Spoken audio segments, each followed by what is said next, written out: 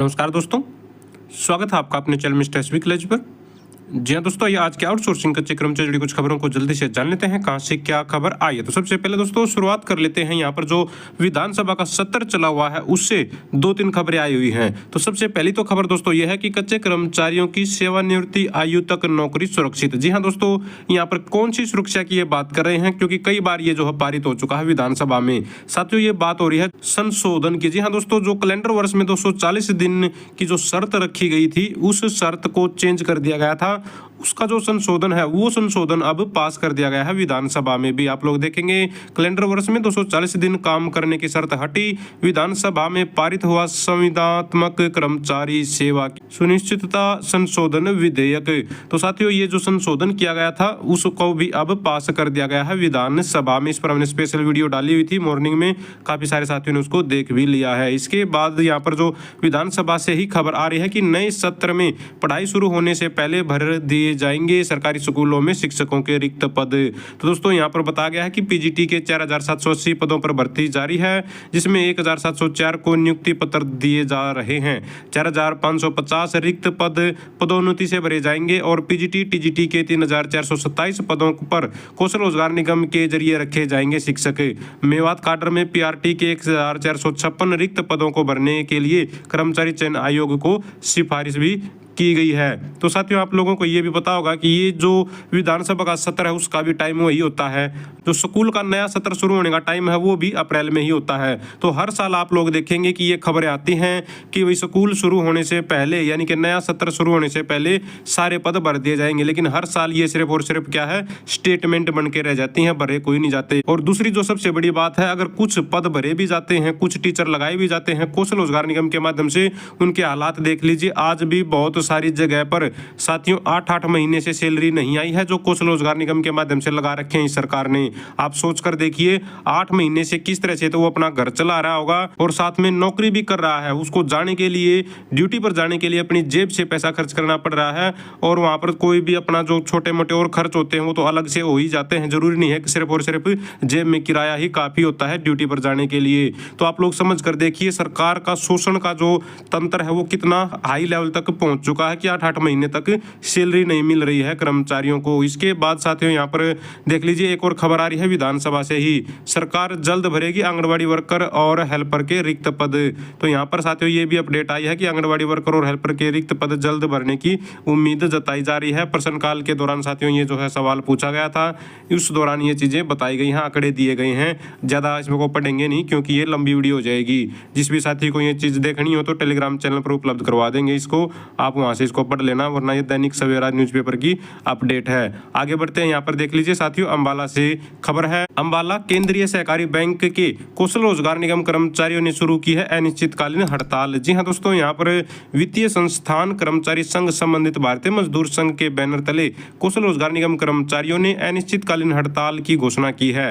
प्रदेश अध्यक्ष अरुण जोशी ने बताया कि हरियाणा सरकार ने सेवा सुरक्षा अधिनियम 2024 14 अगस्त से लागू कर दिया था और विधानसभा में भी ध्वनि मत से पारित कर दिया, परंतु अंबाला सहकारी बैंक के कर्मचारी इसे लागू करवाने के लिए सभी 29 ब्रांचों के कर्मचारी जब महाप्रबंधक से मिले तो उन्होंने कहा कि बोर्ड ऑफ डायरेक्टर आपका एजेंडा पास नहीं कर रहे हैं।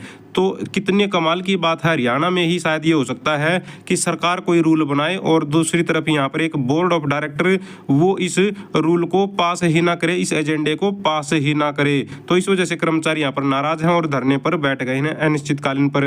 कर्मचारियों का कहना है कि यहाँ पर अलग अलग जिलों में इसको जो है लागू कर दिया गया है, जॉब सुरक्षा को ये इन्होंने बताया हुआ कहाँ पर, लेकिन अंबाला जिले में ही बोर्ड ऑफ निदेशक इसे पारित नहीं कर रहे हैं। इस हड़ताल को बिजली निगम, परिवहन, स्वास्थ्य कर्मचारी संघ, आंगनबाड़ी का समर्थन भी मिल रहा है। जब तक मांगे पूरी नहीं होंगी तब तक ये हड़ताल जारी रहेगी। तो कर्मचारी यहाँ पर जॉब सुरक्षा के एजेंडे को लेकर धरना प्रदर्शन कर रहे हैं, भाई इनको भी जॉब सुरक्षा प्रदान की जाए। साथियों आगे देख लीजिए, यहाँ पर पंचकुला से अपडेट है। 160 एक्सटेंशन लेक्चरर को राहत, पहले की डिग्री होगी मान्य। जी हाँ, यहाँ पर पीएचडी डिग्री का साथियों ये मुद्दा है। आप लोगों को पता होगा एक्सटेंशन लेक्चरर को बाहर का रास्ता दिखा दिया गया था इस पीएचडी की डिग्री के कारण। आखिर साथियों मामला क्या था, भाई यूजीसी की तरफ से एक लेटर जारी किया गया था कि कुछ जो यूनिवर्सिटी है राजस्थान की, उनको साथियों पीएचडी में एडमिशन करने की परमिशन नहीं है। आने वाले समय में कुछ टाइम बाउंड था वो, भाई इस दौरान ये पीएचडी की डिग्री नहीं कर पाएंगे और वहां से जो भी डिग्री करेगा वो मान्य नहीं हो गई।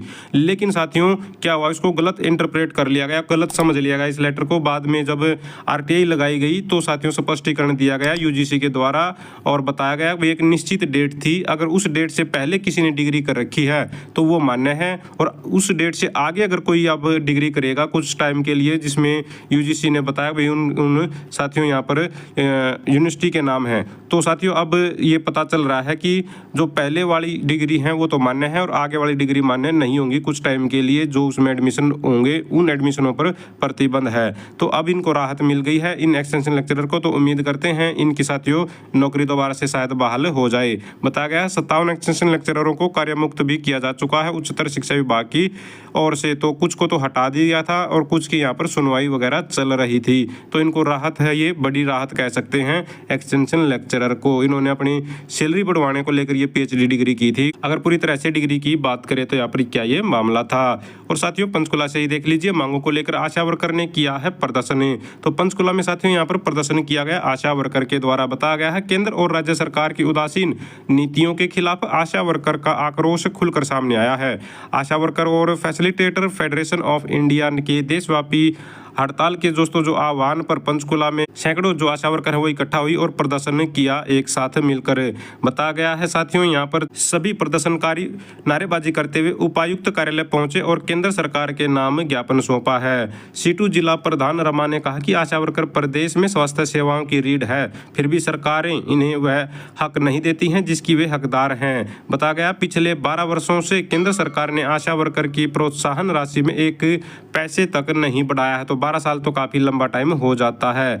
तो जबकि कार्यभार दिन ब दिन बढ़ता जा रहा है। आज आशा वर्कर से न केवल फील्ड में घर घर जाकर स्वास्थ्य सेवाएं दिलवाई जा रही हैं, बल्कि सरकार अब उन्हें डिजिटल प्लेटफॉर्म पर काम करने के लिए भी बाध्य कर रही है। तो आप लोग समझिए दोस्तों 12 साल इस केंद्र सरकार को हुए हैं लगभग, ये मान लीजिए इसके आसपास।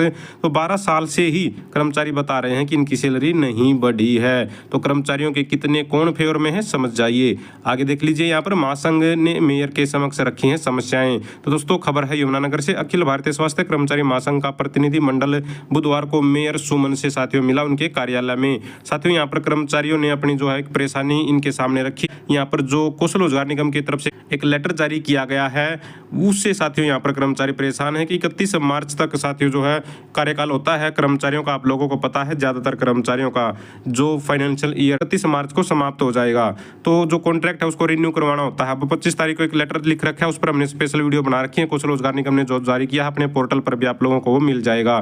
तो साथियों उसी से शायद ये परेशान है कि भाई इनका जो कार्यकाल है वो समाप्त होने जा रहा है, इनके ऊपर तलवार लटकी हुई है, तो इनकी नौकरी को बचा लिया जाए, इनके कार्यकाल को आगे बढ़ा दिया जाए। हालांकि यहाँ पर जो मेयर साहब ने इनको आश्वासन भी दे दिया है कि आप लोगों को जो है कोई नहीं हटाएगा, आप लोगों की नौकरी को हम बचाकर रखेंगे। तो यहाँ पर साथियों कौशल रोजगार निगम के कर्मचारी पहुंचे हुए थे। भिवानी से देख लेते हैं, जिले की सभी आंगनबाड़ी वर्कर ने जिला मुख्यालय पर दिया 3 दिवसीय धरना। तो साथियों ये है आंगनबाड़ी वर्कर जो हरियाणा प्रदेश के सभी जिलों में प्रदर्शन कर रही हैं। साथियों 3 दिन का इन्होंने टाइम दिया हुआ था, तो उसी को लेकर ये प्रदर्शन कर रही हैं। काफी सारी इनकी मांगे हैं, जिसमें सबसे बड़ी समस्या है इनके सामने जो इनसे फेस कैप्चर का काम करवाया जाता है लाभार्थी का। जज्जर में आप लोग देखेंगे आंगनबाड़ी वर्कर मांगों को लेकर गरजी हैं। तो यहाँ पर कैथल में भी आंगनबाड़ी वर्करों ने प्रदर्शन किया है, हेल्परों ने प्रदर्शन किया, और फतेहाबाद में भी परियोजना वर्कर यानी कि आंगनबाड़ी वर्करों ने डीसी कार्यालय पर प्रदर्शन किया और सरकार के रवैये के खिलाफ नाराजगी जाहिर की है अपनी मांगों को लेकर। तो 28 मार्च तक साथियों इन्होंने यहाँ पर यह आह्वान किया हुआ है कि ये रोज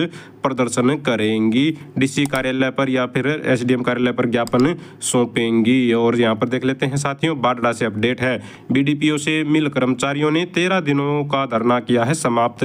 तो साथियों यहाँ पर ग्रामीण सफाई कर्मचारियों की कुछ समस्याएं थी पीएफ को लेकर। जी हाँ, 66 जो सफाई कर्मचारी हैं उनके खातों में पीएफ डालने की मांग को लेकर ये प्रदर्शन कर रहे थे पिछले 13 दिनों से। अब इस धरने को समाप्त कर दिया गया है। भारतीय किसान यूनियन के कुछ पदाधिकारी भी पहुंचे हुए थे और यहाँ पर ग्रामीण सफाई कर्मचारियों के साथ मिलकर इन्होंने अधिकारियों से बात की और अब अधिकारियों ने इनको आश्वासन दिया है कि इनका जो पीएफ की समस्या है उसको 2 दिन के अंदर समाप्त कर दिया जाएगा, सोल्यूशन उसका कर दिया जाएगा। हालांकि इनकी जो सैलरी है वो लगभग लगभग समय पर आ रही है, उसमें किसी प्रकार की कोई समस्या फिलहाल नहीं है। और अंत में चंडीगढ़ से ले लीजिए, यहाँ पर इंजीनियरिंग विभाग में तैनात आउटसोर्स कर्मचारियों की अब नौकरी नहीं जाएगी। जी हाँ, निगम हाउस से एडिशनल अप्रूवल 31 मार्च को समाप्त हो रहा था कॉन्ट्रैक्ट, तो यहाँ पर भी 31 मार्च को जो कॉन्ट्रैक्ट समाप्त हो रहा था, अब उसको जो अप्रूवल मिल गई है आगे के लिए, तो इन कर्मचारियों की नौकरी अब बच गई है, आगे भी ये नौकरी कर पाएंगे। आउटसोर्सिंग दोस्तों ये कर्मचारी थे। तो दोस्तों ये थी सारी की सारी आज की आउटसोर्सिंग कच्चे कर्मचारी जुड़ी खबरें। अगर आप भी चाहते हैं हरियाणा में एजुकेशन से रिलेटेड कच्चे कर्मचारी जुड़ी खबरें समय पर पाना, तो चैनल को जरूर सब्सक्राइब करें, वीडियो को लाइक करें, दोस्तों साथ शेयर करें। Thank you very much.